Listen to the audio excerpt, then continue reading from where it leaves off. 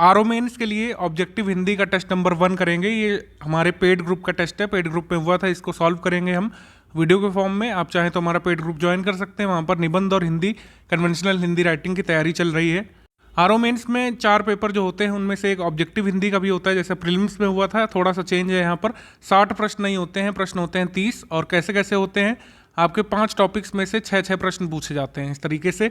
तो 5 टॉपिक पढ़ करके आप इसको खुद से अटेम्प्ट करें पहले, और फिर हमको स्कोर बताइएगा कि क्या मेरे आंसर बताने से पहले आप कितने क्वेश्चन सॉल्व कर पाए हैं। लेवल थोड़ा हाई है, सारे क्वेश्चन जो है प्रीवियस ईयर के नहीं हैं और क्रिएटिव क्वेश्चंस भी हैं। अगर आप जो है इसमें 28 भी ला रहे हैं तो समझ लीजिए आपकी तैयारी अच्छी चल रही है।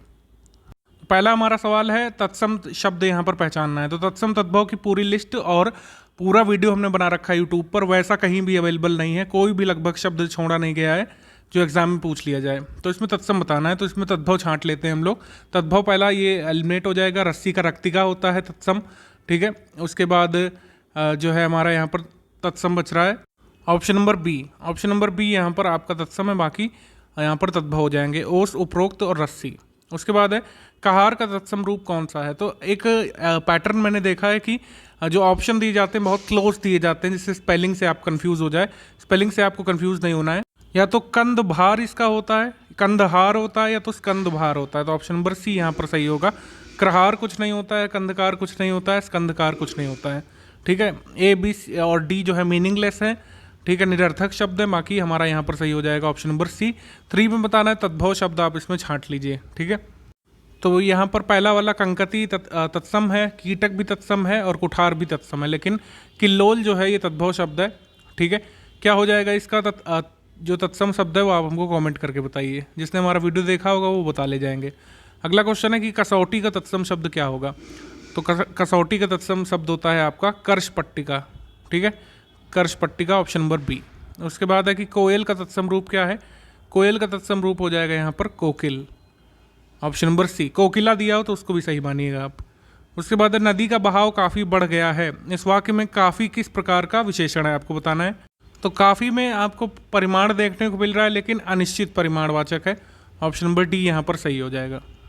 इसमें एक ऐसे वाक्य को चुनना है जिसमें गुणवाचक विशेषण हो। गुणवाचक विशेषण पहचानना थोड़ा आसान होता है, हम वो एलिमिनेट कर दे रहे हैं जिसमें गुणवाचक विशेषण नहीं है, ठीक है। जैसे इसमें है आधे तोले की अंगूठी, तो इसमें जो है आपका जो है निश्चित परिमाणवाचक है आधा तोला, ये गलत हो गया, यानी 5 ग्राम। लाखों में एक है मेरी प्रेयसी, कुछ लोग इसमें गलती कर सकते हैं। लाखों में एक, इसमें जो है अगर आप इसका लक्ष्य अर्थ लेते हैं, ठीक है, अगर जो मुहावरा कन्वे करना चाह रहा है अगर वो अर्थ लेते हैं तो यहाँ पर भी गुणवाचक है। लेकिन यूपीपीसीएस ने प्रीवियस ईयर में मुहावरे में जो है संख्यावाचक ही माना है, तो इसको हम एलिमिनेट करेंगे, इसको भी एलिमिनेट करेंगे। हमारा पहला सही हो जाएगा, वह मुरलीधर मनोहर मेरे मन में बस गया है। तो मनोहर जो है यहाँ पर गुणवाचक विशेषण है। उसके बाद है वह प्रचंड मूर्ख है। तो इसमें प्रचंड क्या है, तो इसमें आप देखेंगे कि विशेषण यहाँ पर 2 हैं, प्रचंड है और मूर्ख है। जबकि जो प्रचंड है ये मूर्ख जो विशेषण है इसकी विशेषता बता रहा है, तो विशेषण की जो विशेषता बताते हैं, ठीक है, उसको बोलते हैं प्रविशेषण। तो ऑप्शन नंबर डी यहाँ पर सही हो जाएगा। तामसिक जो है ये किस मूल शब्द से बना है, ठीक है, ये प्रश्न जरूर आएगा आपके एग्जाम में मूल शब्द वाला। तो ये बना है तमस से, ऑप्शन नंबर सी। जिन लोगों ने तम लगाया है सोचा है आपका गलत है, आप चेक कर लीजिए, तमस से बनता है तामसिक। अभिसरण का विलोम शब्द क्या होगा। अभिसरण का विलोम शब्द हो जाएगा अपसरण, ऑप्शन नंबर ए। विलोम शब्द जो है थोड़े से क्लिष्ट पूछे जाते हैं, यानी कि जो आसानी से ना आप सुनते हो, ना आप देखते हो, ना पढ़ते हो उसको, वो ज़्यादा पूछे जाते हैं। ऐसे इजी गो नहीं आएगा यूपीपीसीएस आरओ में कि राजा का बता दीजिए क्या होगा, तत्सम इस तरीके से नहीं आएगा। अधिगम्य का सही विलोम शब्द क्या होगा बताना है। अधिगम्य का ये अनाधिगम्य होगा, ठीक है, हमारे वीडियो में हमने बताया है, ऑप्शन नंबर ए है यहाँ पर। पौरुषेय का विलोम शब्द क्या होगा। पौरुषेय क्या हो जाएगा यहाँ पर, अपौरुषेय, ऑप्शन नंबर ए। निम्नलिखित में से कौन सा विलोम शब्दों की दृष्टि से एक युग्म गलत है। तो इसमें युग्म पहचानना है, यानी कि एक दूसरे के विलोम है कि नहीं ये कंफर्म करना है। तो ओछा का उधार हो जाएगा, ठीक है, उदार। दमित का उत्तेजित हो जाएगा, सही है। फाटक का हाटक हो जाएगा, ये भी सही है। तनवंगी और सूक्ष्म ये दोनों नहीं होंगे, ठीक है, क्योंकि सूक्ष्म भी वही अर्थ दे रहा है और तनवंग भी वही अर्थ दे रहा है, तो पर्यायवाची की तरफ ज़्यादा है, विलोम की गोटी में नहीं आएंगे। ऑप्शन नंबर बी यहाँ पर सही है। तनवंगी का अर्थ क्या होता है आप कमेंट करके हमको बताइएगा। अब आगे है कि विलोम शब्द की दृष्टि से एक युग्म गलत है, वो कौन सा है। तो इसमें हम देख पा रहे हैं कि तृष्णा का संतोष दिया हुआ है, ठीक है, तृष्णा मतलब लालच, इच्छा, संतोष मतलब संतोष कर लेना।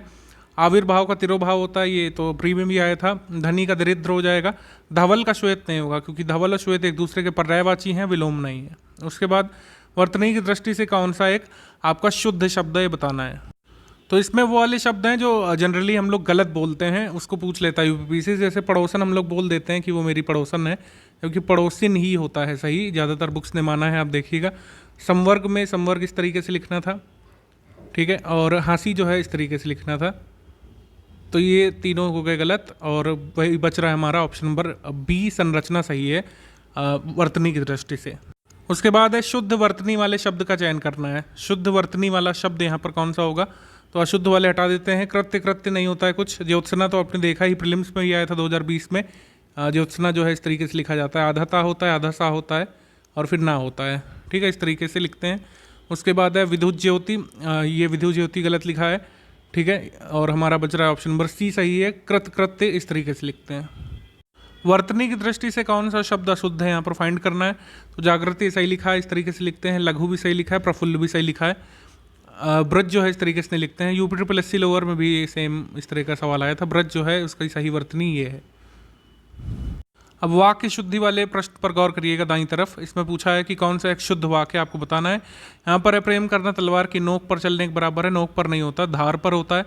तलवार की नोक पर कोई नहीं चल सकता, धार पर चलने की जो है संज्ञा दी जाती है, मुहावरा यहाँ पर कहा जाता है। गंभीर व्यक्ति के मन की थाह नहीं मिलती, ये हमारा सही है। प्रोफेसर साहब ने अनेकों डॉक्टरों को तैयार किया है, तो यहाँ पर अनेकों कभी भी नहीं होता है। अनेकों जहाँ भी दिखे आपको, आप उसमें रॉन्ग कर दीजिएगा। अनेकों यूपीपीसीएस गलत मानता है, अनेक ही होता है सही।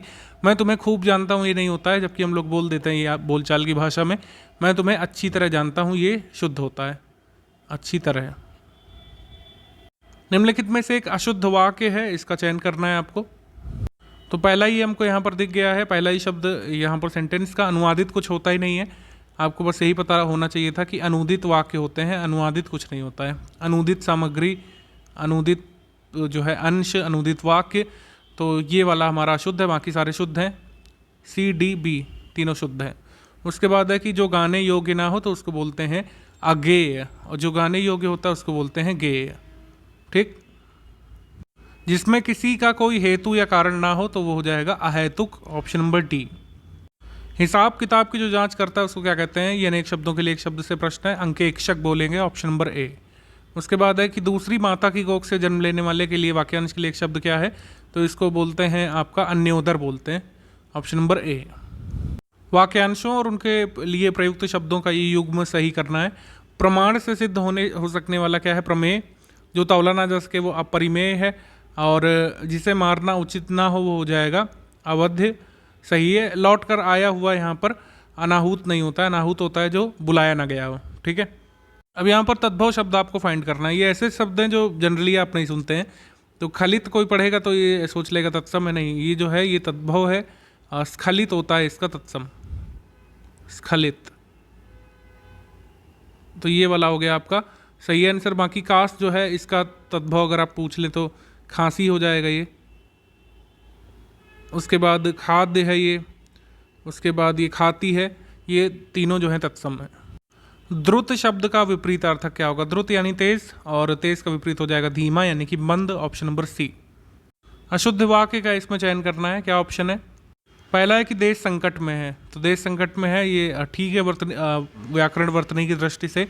मेरा मित्र कदापि भी ऐसा नहीं कर सकता, तो यहाँ पर भी नहीं लगेगा कदापि के साथ, क्योंकि अपी का मतलब भी होता है। कदा और अपी से मिलकर के दीर्घ संधि से बना है कदापि, तो इन दोनों का मतलब यही होता है कि कभी भी, तो दो भी एक साथ नहीं आएंगे, सुपरफ्लुअस एरर हो गई यहाँ पर, तो यही हमारा अशुद्ध वाक्य हो गया, बाकी सारे शुद्ध हैं। जिन लोगों को लग रहा है शराब निकाली जाती है वो गलत है, या बनाई जाती है गलत है, शराब ढाली जाती है, यही सही है। मानुषिक विशेषण किस मूल शब्द से बना है, तो यहाँ पर हो जाएगा आपका ऑप्शन नंबर बी, मनुष्य। ग्रामीण विशेषण किस मूल शब्द से बना है, ये काफ़ी आसान था, यहाँ पर हो जाएगा ग्राम। और नैश विशेषण किस मूल शब्द से बना है, तो ये बनता है निशा से, निशा से बनता है नैश, ऑप्शन नंबर बी यहाँ पर सही है।